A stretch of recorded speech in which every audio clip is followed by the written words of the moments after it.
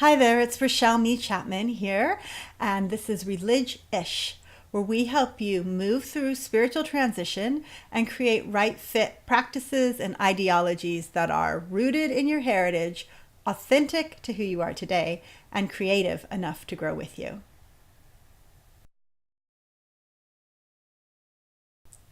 Today on Relig-ish, it's part 3 in our Sex and Faith series, and I thank everyone who's been emailing me their stories of coming up in a conservative setting, either a conservative cultural setting or a conservative religious setting, where they were given very shaming and limited messages about sex and sexuality, which we talked about in the last 2 videos.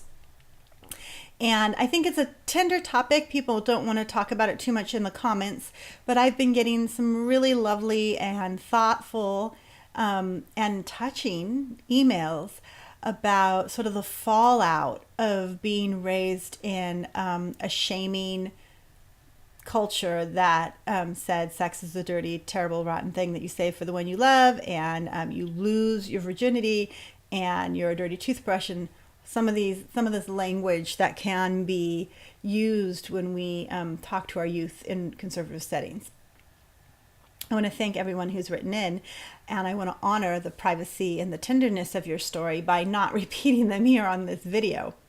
But what I do want to do today is talk about some of the skills that we need to rebuild, not just for rebuilding our ideas about sex and sexuality, but also for rebuilding any number of things after we move out of a conservative setting. There's a common set of skills that help us with all the different topics that happen in the midst of spiritual shift. And today I'm just going to lay out the list, and I'm hopeful that in future weeks we'll be able to talk more specifically about the YBH. The YBH, as my professor Eugene Peterson used to say, the yes, but how. So this week, what are the skills? Next week, we can talk about some of the how behind the skills. I also have an upcoming video coming up that's a little bit off topic, so we might have to press pause 1 week, but you guys, you'll follow along. So here are the skills that I notice that come in very, very handy when you're rebuilding after coming out of a conservative setting. The first of which is learning to make space for negative feelings. When you come out of a conservative religious setting, sometimes you're taught that you should be inside, outside, upside, downside, happy all the time.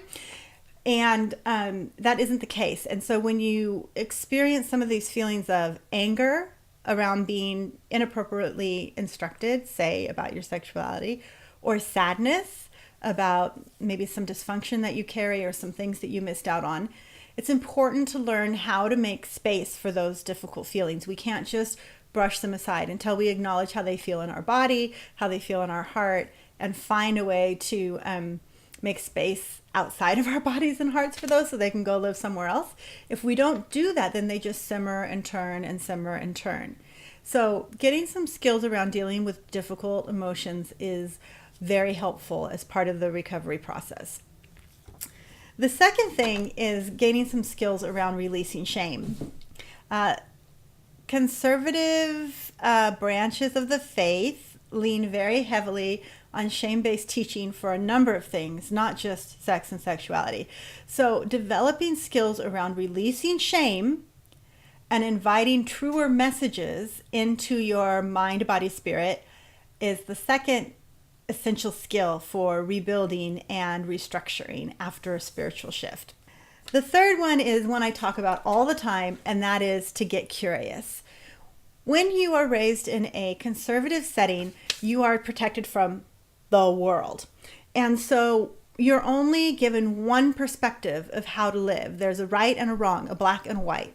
And the idea of having multiple perspectives about how one might structure one's life can be kind of foreign. And probably, at this point in your adult life, you get it. You get that other cultures have other ways of seeing things and that there's more than one way at coming at an issue.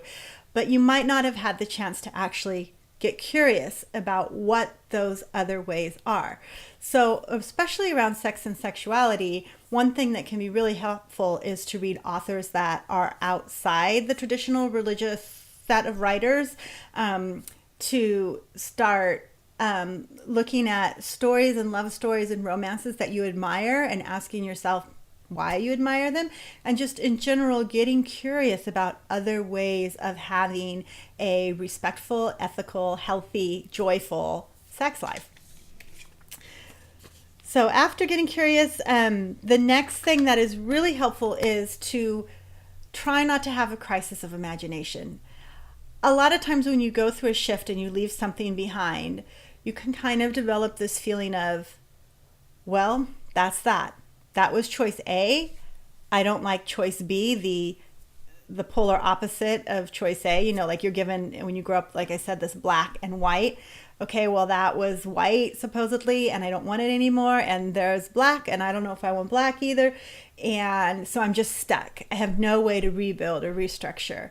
And I love this scene from Joan of Arcadia, the television show from probably almost 8-10 years ago now, where the girl, the main character in the story, destroys her boyfriend's piece of art to get him to not quit high school and become an artist, but to stay in high school.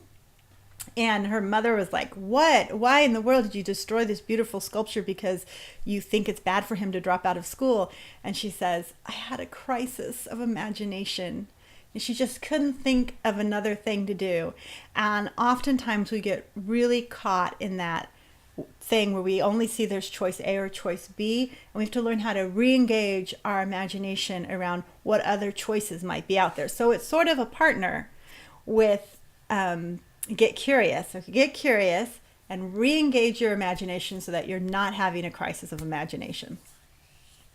And then finally, the last step is to actually start rebuilding new habits, which takes trial and error, which probably takes a shift around your understanding of what failure is and whether or not it's good or bad.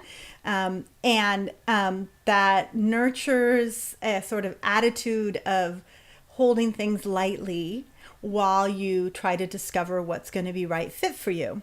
So rebuild, a lot of times we get stuck in the deconstructive process. We get angry, we get sad, we get vehement, we get vitriolic, and then we stop. We don't know what to do next. So the what to do next is to get curious, to not have a crisis of imagination, to nurture imagination, and to actually start rebuilding new habits and practices through an experimentation process. So those are these skills, like I said earlier, are going to help you not only in rebuilding your ideas of sex and sexuality, but say rebuilding your ideas about what community looks like in a post-church world, rebuilding your ideas about what prayer looks like, what study looks like, what connection to the divine looks like. Whatever you're rebuilding in your spiritual life, these steps are going to help you do that. Learn to make space for the negative feelings like anger and sadness and give them their rightful place.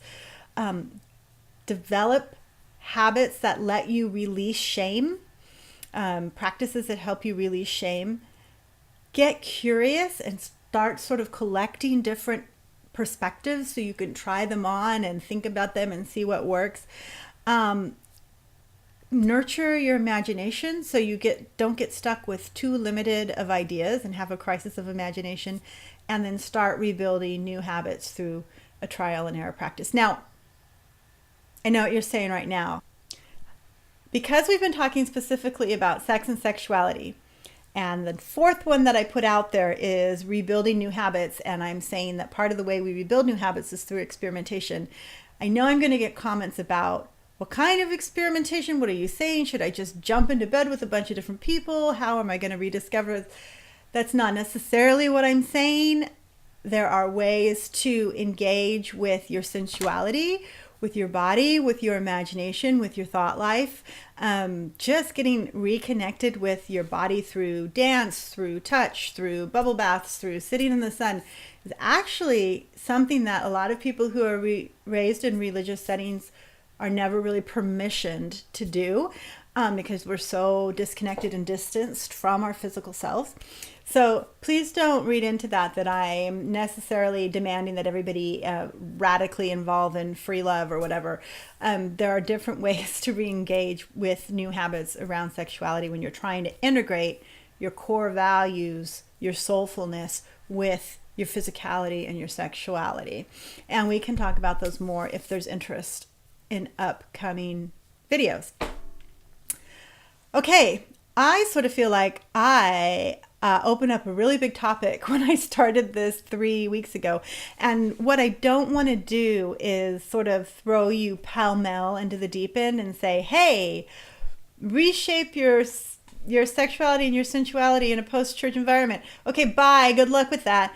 It's not my main area of expertise, but it is something I think we can have a great dialogue around. And if you guys want to keep talking about it, we can. If you want to unpack these tools a little bit in general terms or in specific terms in regards to sex and sexuality, I'm happy to do that.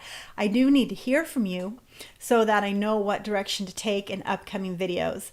And we'll just see where it goes from there. So I hope until we meet again that you will get curious, that you'll trust your gut, and that whatever you do, you will live from a place of love. Amen. Amen.